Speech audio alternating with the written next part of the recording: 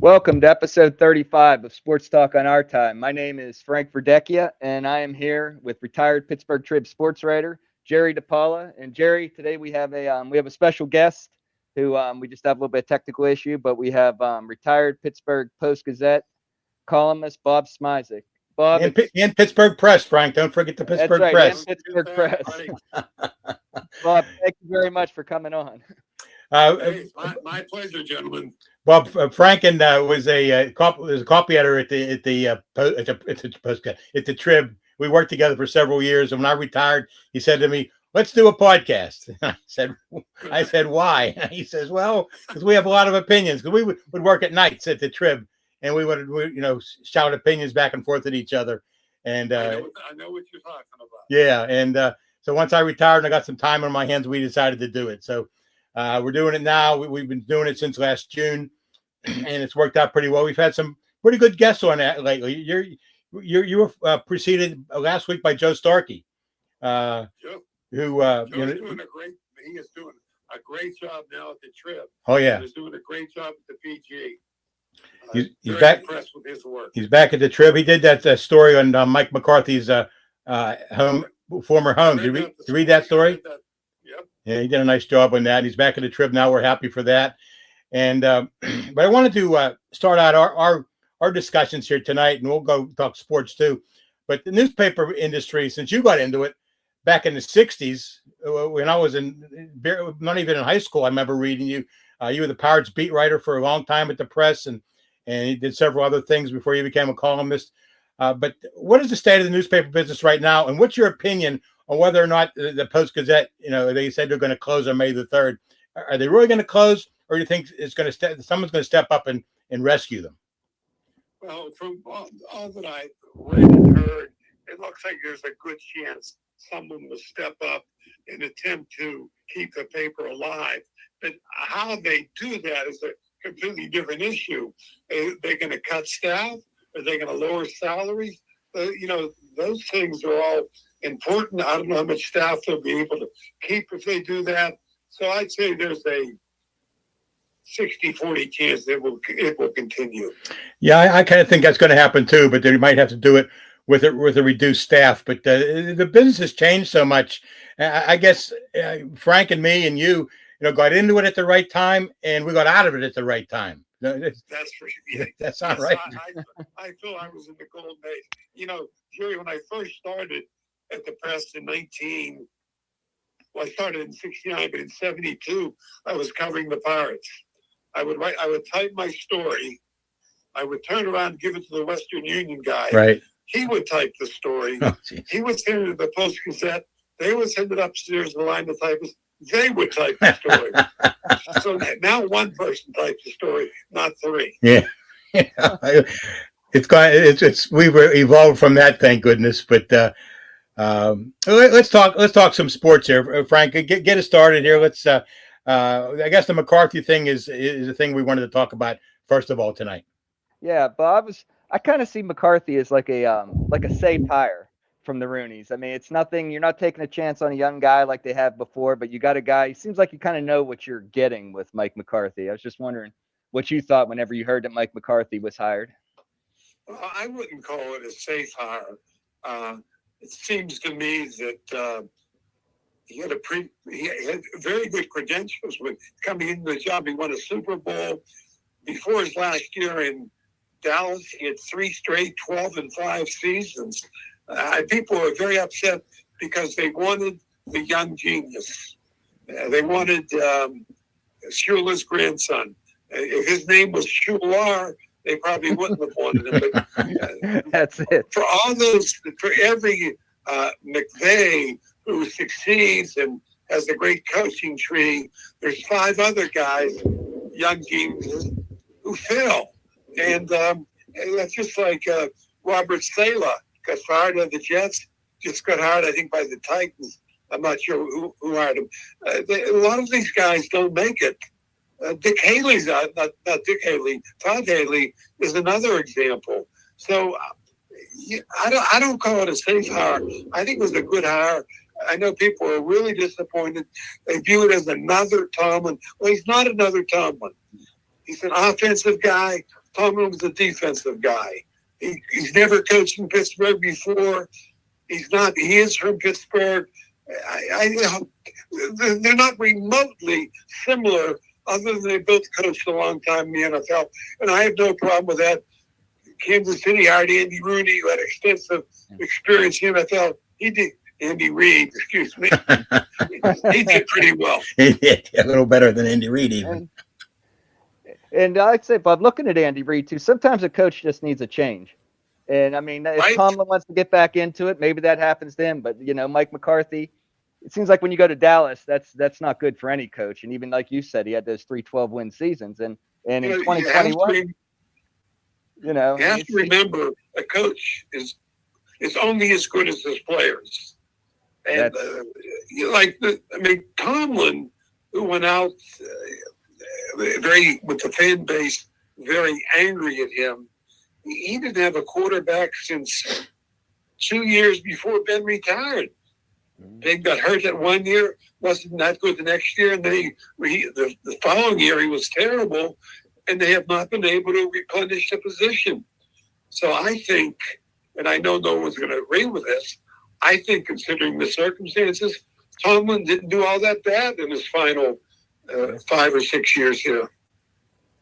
Yeah, you got to have the quarterback, and I think that's what the Steelers are facing right now, Bob. And McCarthy was of all the candidates they could have hired, he had the best offensive quarterback credentials. He's the guy that supposedly can develop a quarterback. He had Dak Prescott working for him. He had Aaron Rodgers, but I think I could have coached Aaron Rodgers and won a Super Bowl. But you know what I'm saying? He has that quarterback mentality. He's a quarterback guru, they say, and of all the guys, he was the best candidate from that standpoint. In my opinion. Yes, he was, and that could have had a lot to do with them their decision to hire him. Now, of course, he's got nobody to guru right now. Rodgers can't be changed, and I don't think Mason Rudolph is the answer, and possibly the guy from Ohio State. He might be developable. But when you're picked in the 5th or 6th round, there's a reason you were picked in the 5th or 6th round. Exactly. There aren't too many Tom Brady's out there, Yes.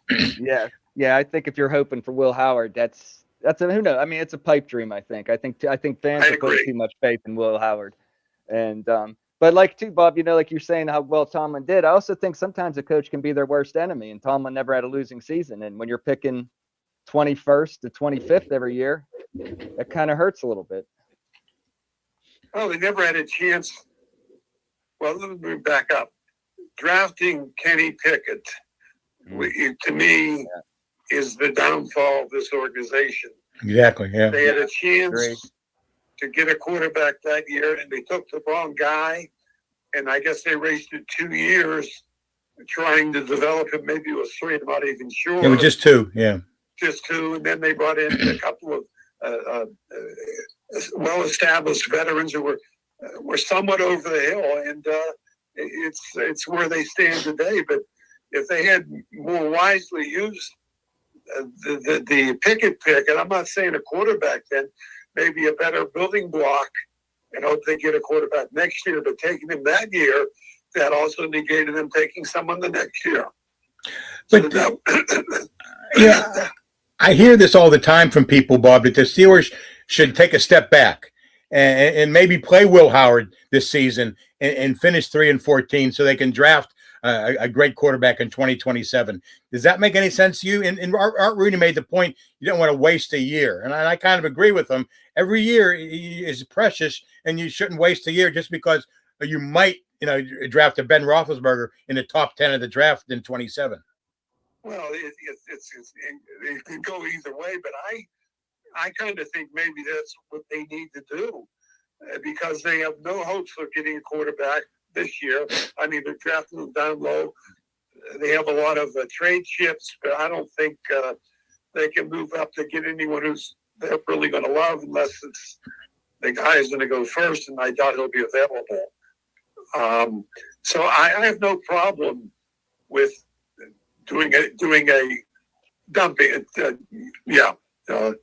going 3-14, but that's what it takes. Well, It worked for New England, didn't it? it did, and it worked for the Steelers too when they drafted Ben and when they drafted Terry Bradshaw, right? Very good, right? Yeah. So. Yep. And it seems like they're another. I thought signing T.J. Watt was the wrong move, and now now you got him and Herbig, and you got to re-sign Herbig, and T.J. is going to be 32. I mean, would you have re-signed T.J. Watt, Bob? I absolutely would not have re-signed him. I think that's another terrible mistake they made. He's clearly slowing down. He had shown signs of slowing down.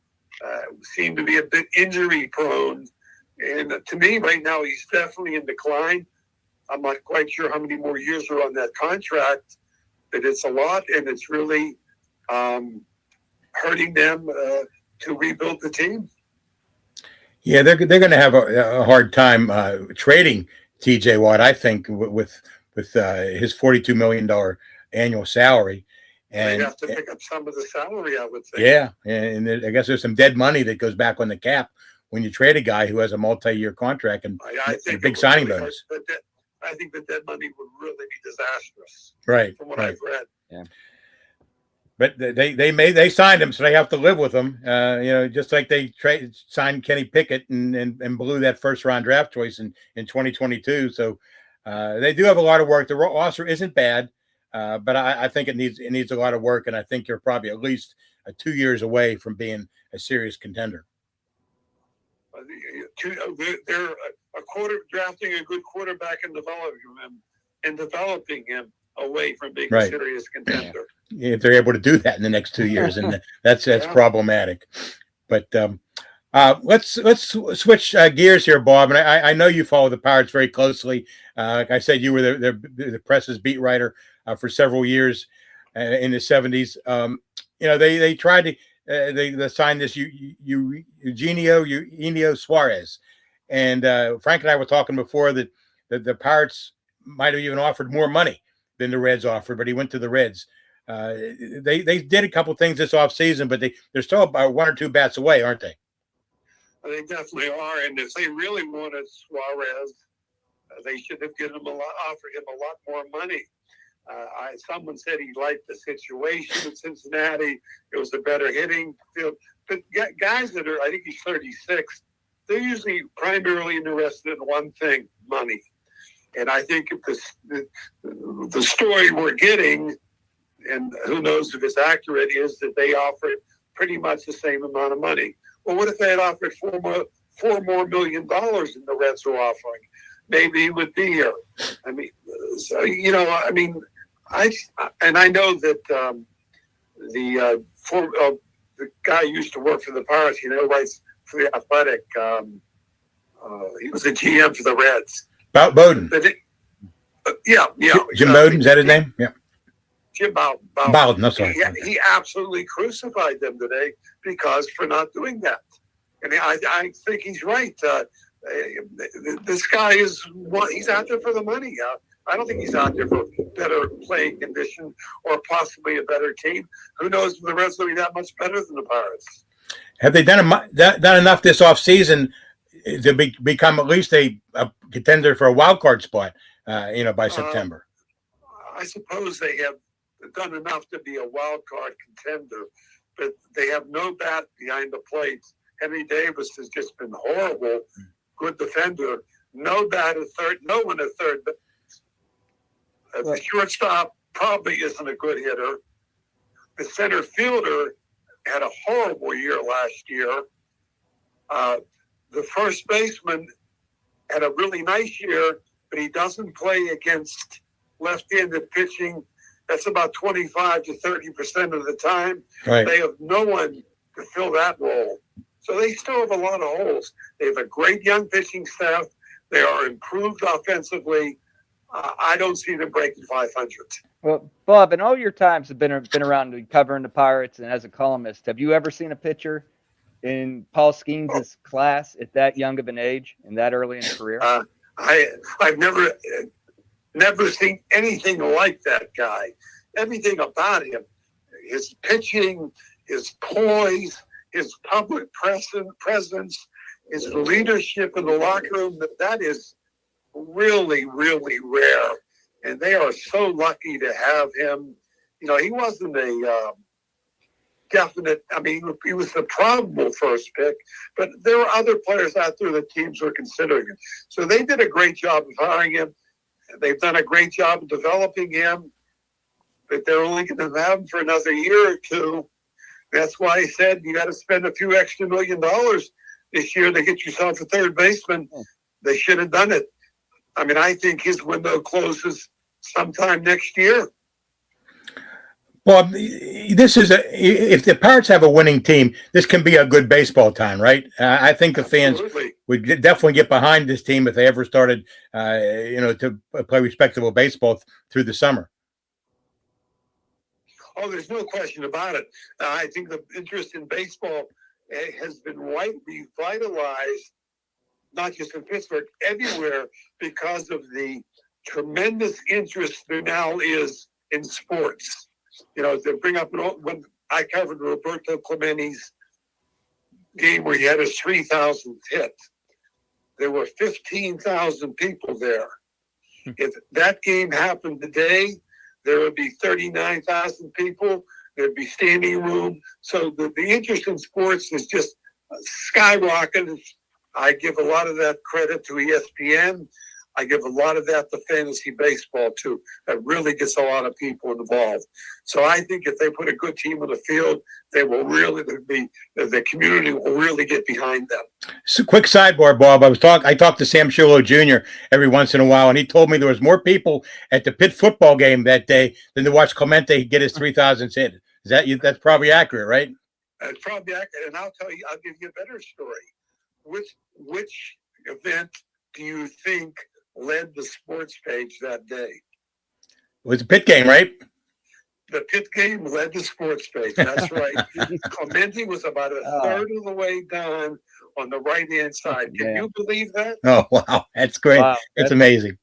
Nothing on the front page of the paper. Really? Oh, yeah. There would definitely be a front page story today. That's for sure. Oh, absolutely. Yeah. Absolutely. And again, that shows where sports have come in the last 40 years. Yeah, well, 50 years. That was 1972, wasn't it? Yeah, exactly. Yeah.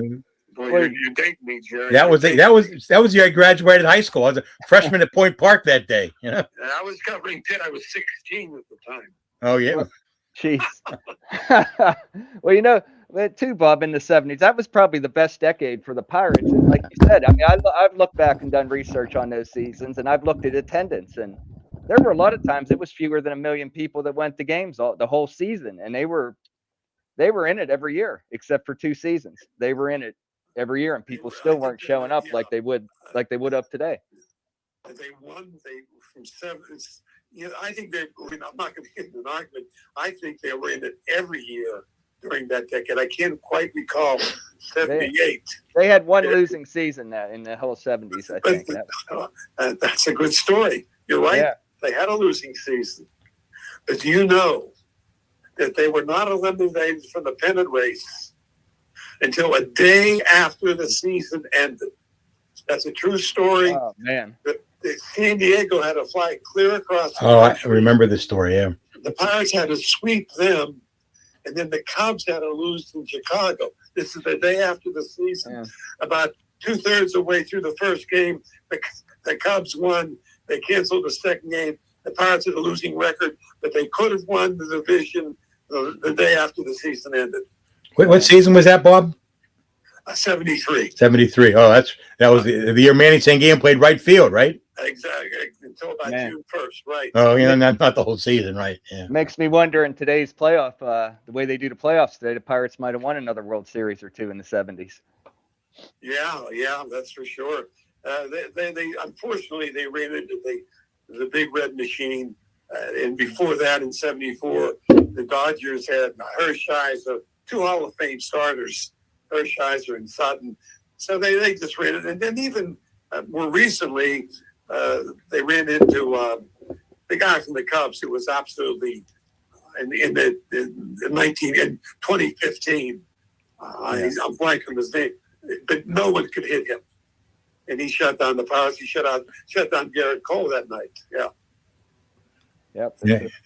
I can't think of his name either. I'm trying to rack my brains. Kind of reminds me of Steve Avery back in the early '90s. How they couldn't hit him is what it was kind of. That's like. right. For the Braves. Yeah. Yeah. Well, Bob, let me switch They to. went up against some they've had some bad breaks, I guess. Yeah. That is true. Let me switch over. Pitt basketball right now is really a serious issue. You think Jeff Capel survives?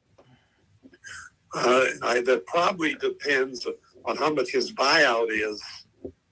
But if it's not a lot, there's no way he can continue in the job. And I'm not real critical of him because I'm not sure the guy they bring in can do a better job. What is happening in college athletics now, first of all, it always used to be very hard to get up off the ground in college athletics. If you were a last place team in the Big Ten, you stayed there for most of the time. Now Pitt is now kind of like a last place team. And now if they do happen to get a player, he's gone. He's gone in 1 year. They even have a good class signed for some good players signed for next year. There's no guarantee they'll be on Pitt's team next year. And if they are, they'll be gone in 1 year. So I think, particularly for Pitt basketball, it is really, really a bad team, not just for Pitt, for teams like Penn State and Wake Forest. They're never going to have a very difficult time getting up off the floor.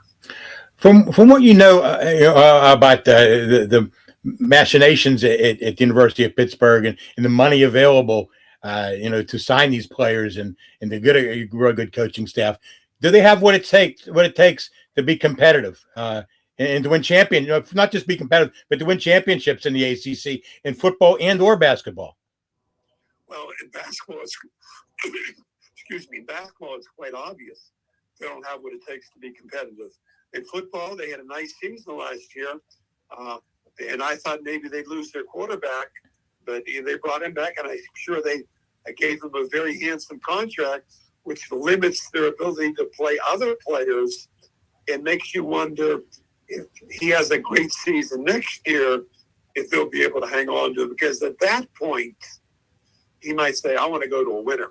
I don't want to be on a team that's 7-5 or 5-7, something like that. Yeah. So they're both in bad shape. Yeah. Yeah, that's been a problem. I mean, they had Jalen Lowe for 2 seasons, and he decides he wants to go to Kentucky to a blue blood, a team that can get him into the tournament. And several years ago, remember T.J. McConnell played for Duquesne, and he says, I want to play in the NCAA tournament, so he transferred to Arizona. It's a never-ending cycle. To Arizona and made himself tens of millions of dollars. He did. Yes, because he had Sean Miller there. I think it helped a lot. And I guess he was a lot better than we realized he was. And anytime you get a great player like that, whether it could be Mason Heinzel, like you said, after next season. If he has a really great season, Pitt needs to step up, but they need people around him. Do they have enough well-heeled donors to make this thing work? I don't think they can compete with some of the big boys. They may have enough to compete with Syracuse and Virginia and maybe North Carolina, but I don't know if they can compete with Florida State and Miami. Maybe North Carolina, they've been down a little bit lately. And Clemson, of course. So it's college athletics would be Major League Baseball, no salary cap, and free agency every year. That's what college athletics has now. Do you think Paul Skeens would be in Pittsburgh if MLB had free agency every year? Brian Reynolds wouldn't be here. They'd all be gone. Yep, that's true. Well, Bob, do you think there's ever going to come a time? I always wonder, is there going to come a time that Pitt, UConn kind of did this. They went football, they went independent, and they decided to put all their eggs in basketball, which they were already a good basketball pro. Don't get me wrong, they were already a top-notch one. But it takes a lot less money to build a basketball program than a football program. Yeah, it really does. And that could be a possibility. I really don't see that happening, though. Mm-hmm. It might even be a wise course of action. But football, among the Portland alumni and among the people that work there, it's, I think, too inbred. And it's still the big money sport, too. I mean, Connecticut, they were elite all along, I think. And Pitt is not elite. Pitt was elite at one time. It shows you what can happen. He should have never run off Jamie Dixon, in my opinion. Well, that's a. I can't argue with that, Jerry. I can't argue with that. I'm not sure that Jamie might not have wanted to. Well, he might have been gone anyway. You're right. Yeah, You're right. Yeah, but that I really treasure. I love basketball. I really treasure the Holland Davis years. So phenomenal. Those were the good years. I could watch DeJuan Blair play basketball and Sam Young for hours compared to what I see. When I watch this team today play, I just wonder, toughness is what they built that program on, and that they just haven't had that in years. And I don't see it changing before the end of this season. That's for sure. I just don't have a lot of faith in this lineup right now. No, they're not very good. Not very good at all. No, but Jerry, you have any?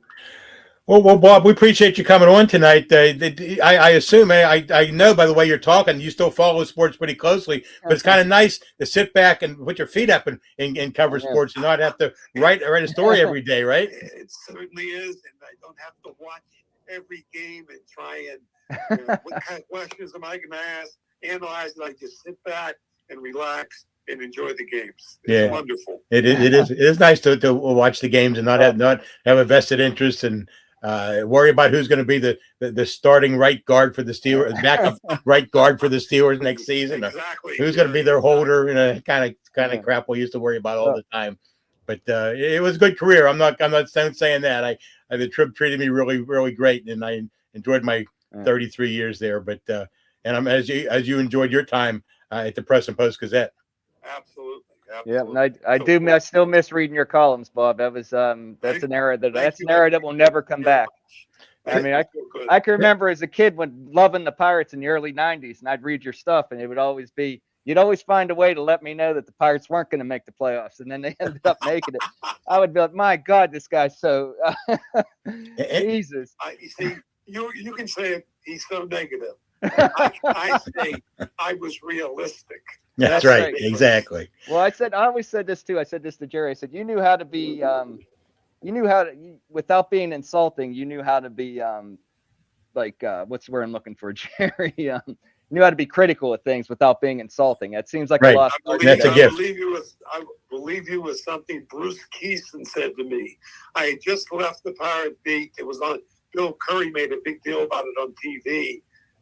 And I saw Bruce Keeson in the Civic Arena, and he said, "We didn't always like what you wrote, but you were always fair."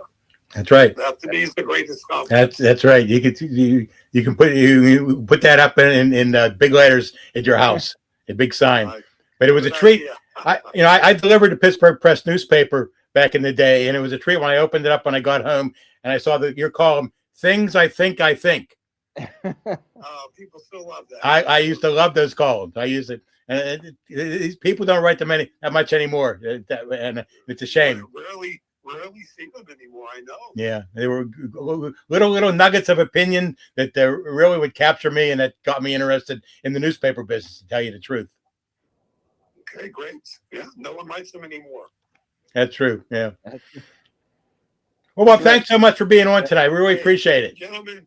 My pleasure. I enjoyed it. Okay, we'll have you on again maybe before baseball season starts. Sounds good. Through this summer. Good. Thank you. Have a good evening, Bob. Take care. Bye-bye.